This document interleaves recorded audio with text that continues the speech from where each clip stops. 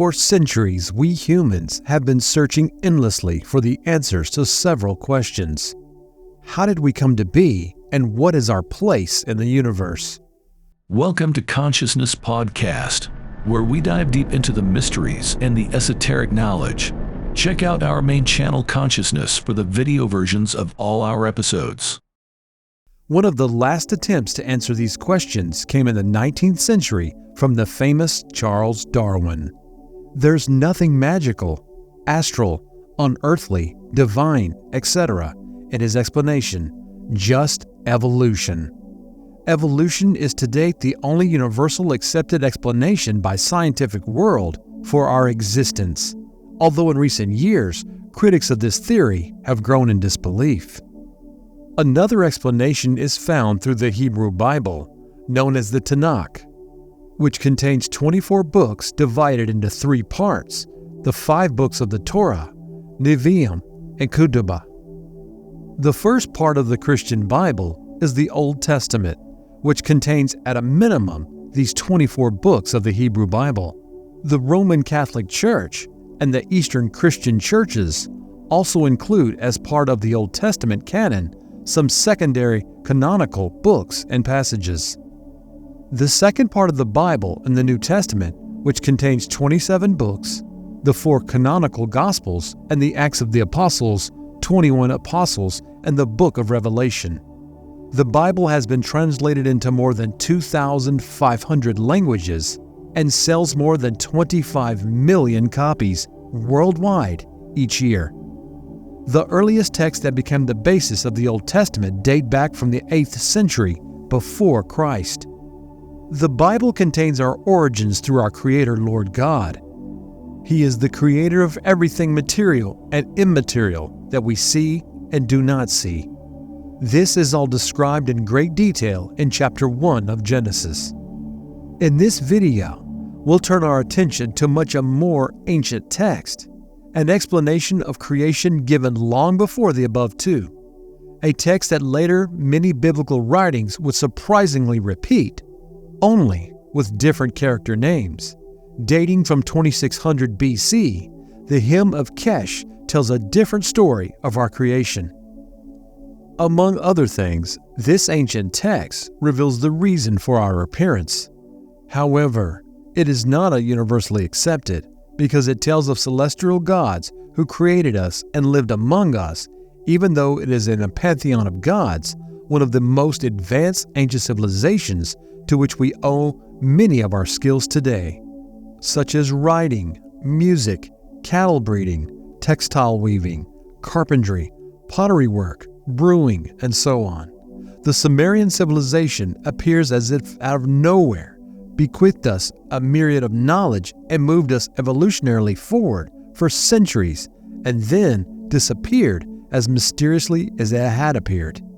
No one to this day can explain the emergence and disappearance of the Sumerian civilization. Briefly about the Sumerians. For more than 2 millennia, they ruled their land sovereignly until the mighty Babylonians moved in 2004 BC. The people of Sumer first left traces of human activity in the region around 4500 BC, although some scholars suggest their presence may date back even earlier. The Sumerians have left an indelible mark on humanity with the extraordinary advances they have made in our collective development. Their distinctive handwriting remains in history with the virtuoso creation of towns and villages they spread across their territories. From the golden sands of Mesopotamia rose magnificent city-states such as Eridu, Nippur, Lagash, Kish, and Uruk. Each of these was a fortress city surrounded by colossal walls that incorporated nearby villages into its protected zone. The most populous of these Sumerian metropolises numbered over 80,000 people. The Sumerians introduced many innovations in architecture and urban planning. They are credited with laying the cornerstone of modern architecture and construction. The language of Sumer is a linguistic relic. It is the oldest known language that defies characterization within any of our known language groups. Fluency in writing became the jewel of Sumerian civilization, leaving behind a treasure trove of tens of thousands of inscribed tablets, some of which have been discovered in modern archaeological expeditions. Dating back to 2400 BC in the city of Ebla, the earliest written laws are engraved on tablets in the so-called Codex of Ur-Nammu. The Sumerian civilization is believed to have inscribed countless literary artifacts, though only fragments have been discovered so far. Among these remains, Sumerian epic poetry stands out, casting a long shadow that has touched Greece, Rome, and even finds echoes in the pages of the Bible. The Sumerian Pantheon of Gods. The chronicles of human history reveal a myriad of spiritual paths and beliefs that span the ages, highlighting a rich palette of world religions. Not every religious or spiritual community has left behind written traces, which is why the identity of the world's first religion remains shrouded in mystery. Yet dedicated historians and tireless archaeologists, armed with brushes, shovels, and an insatiable curiosity, have unearthed ancient manuscripts that whisper stories of spiritual beliefs from the cradle of civilization. Where do the traces of ink and parchment lead us when we search for the oldest known religious sacred text? We find the answer back in time, far from well-trodden paths of Hinduism, Judaism, or other major religious denominations of our time. In the sandy expanses of present-day Iraq, echoes of the long-lost Sumerian civilization reverberate an ancient city that flourished more than 4,000 years ago. Among the ruins and relics of the forgotten metropolis, the oldest sacred text ever discovered has been found, a testament to the deep spiritual essence of our ancestors millennia ago. The Kesh Temple Hymn. As if plucked from a time capsule, the text, known as the Hymn to the Temple of Kesh, transports us to the era around 2600 BC. Its origins lie in the green marshes and glittering ziggurats of Sumer. In fact, evidence of this legacy of humanity's most ancient civilization begins in earnest as early as 5200 BC. Its pioneers built the first religious buildings, silent sentinels that bear witness to more than 7 millennia of history. The Hymn of the Temple of Kesh was discovered in the Sumerian city of Tel Abu Salabi. Its contents are inscribed in cuneiform. The 134 lines, divided into 8 intriguing sections, paint a vivid picture of Kesh as a ray of righteousness located near Ekkur, the mythical center of the Sumerian pantheon. Through its lyrical narrative, the hymn offers a tantalizing glimpse into the cosmological beliefs of ancient society and its place in the grand scheme of the universe. It is the first of many texts speaking of the Sumerian gods, better known today as the Anunnaki.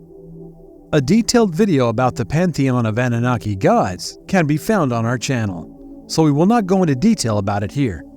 It seems that tales of contact with other worlds and strange celestial ships transversing the blue skies of Earth are not just a figment of some science fiction writer's imagination. They are tales reaching us from the mists of antiquity. In the dusty scrolls discovered in Nineveh, in the treasures of Library of Ashurbanipal, we find a mystical tale of the mysterious King Etna. His legend tells of an unprecedented journey, a flight aboard the celestial ship of the gods, a radiant maiden descendants to Earth, in which today might be described as a UFO. She is searching for Etna, the ruler of Kish, a city whose history is woven through the annals of Sumerian kings, finding its place in time after the Great Flood. The arrival of this celestial maiden marks an astonishing chapter in Etna's reign, a period in which he went from shepherd to king and will now ascend to the heavens to explore the distant lands above. Sumerian records indicate that Etna reigned for an extraordinary long time, 1,560 years, or perhaps 635, depending on the source. After this epic period, his descendants claimed the throne. However, Etna's legacy is forever remembered as the one who ascended to heaven. Could this legend be one of the earliest evidence of extraterrestrial contact? Historical records and cultures of the ancient world often contain accounts of divine visitations. It is possible that our ancestors simply interpreted these advanced visitors from outer space as gods. Many argue that the Sumerian civilization, often called the first civilization on Earth, was not just in contact with extraterrestrials. It may have been influenced or even created by them. The connection between Sumerians and aliens continues to be a subject of heated debate among ufologists, proponents of the theory that humanity's origins may be extraterrestrial. Did the Anunnaki create humans? Today, more and more researchers and ufologists are interpreting Sumerian texts as reference to descending to and ascending from Earth more and more boldly. They even drew a parallel with similar descriptions in biblical text, where God's intercession descendants among the laity or his earthly minions ascend into the heavenly realm. In fact, there is still no anonymous answers about how the Anunnaki created us. One hypothesis fiercely reminds us of the story of the Nephilim.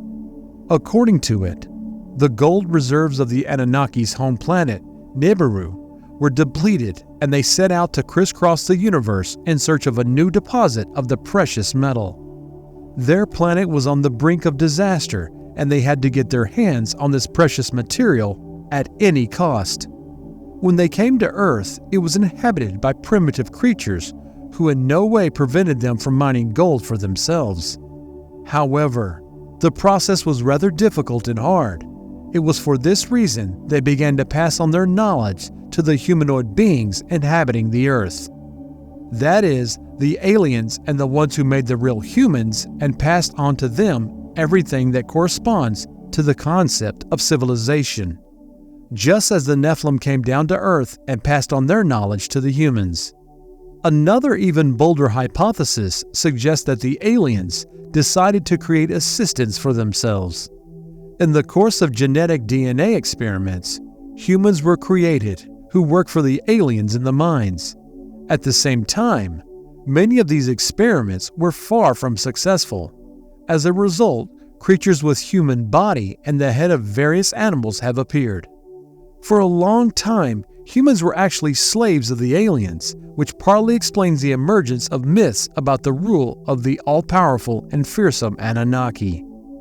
After a period, the aliens had difficulties on their home planet and were forced to return home, leaving humans to exist and evolve on their own. There is another ramification to the version here. The slave people revolted and rebelled against the Anunnaki. After fierce fighting, the Anunnaki were driven from the land. Nevertheless, the similarity between ancient Sumerian wisdom and our modern sciences prompts us to reconsider our preconceptions, as it is possible that we are simply following in the footsteps of these ancient pioneers.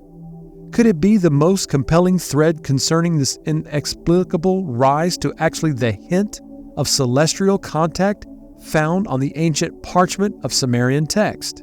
According to the narrative, the Sumerians interacted with aliens who traveled to Earth and came from the distant planet of Nibiru.